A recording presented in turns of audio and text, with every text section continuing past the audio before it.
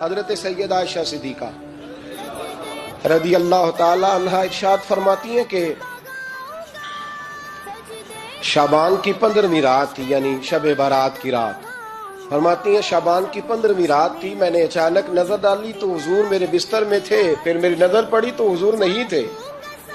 میرے دل میں گمان آیا، خیال آیا کہ شاید کسی اور زوجہ کی طرف حضور کا میلان طبع ہو گیا ہو، وہاں تشریف لے گئے ہوں۔ فرماتی میں اٹھی باہر گئی تو نبی کریم علیہ السلام جنت البقیع میں تھے، قریب ایک جگہ پہ حضور دعائیں مانگ رہے تھے۔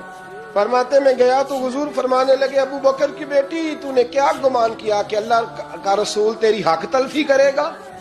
عرض کی حضور آپ مالک ہیں، کہیں اور جانا چاہیں تو میری طرف سے پابندی نہیں۔ کہتی ہے وہاں کھڑے کھڑے میرے رسول کریم نے بیان فرمایا، یہ ترمذی کے لفظ ہیں۔ حضور نے فرمایا عائشہ یہ شعبان کی 15ویں رات ہے، مدینے میں سب سے زیادہ بکریاں بنو کلب کا قبیلہ پالتا تھا۔ فرمایا آج کی رات بنو کلب کے قبیلے کی بکریوں کی تعداد کے مطابق اللہ میری امت کے لوگوں کی بخشی فرما دے گا۔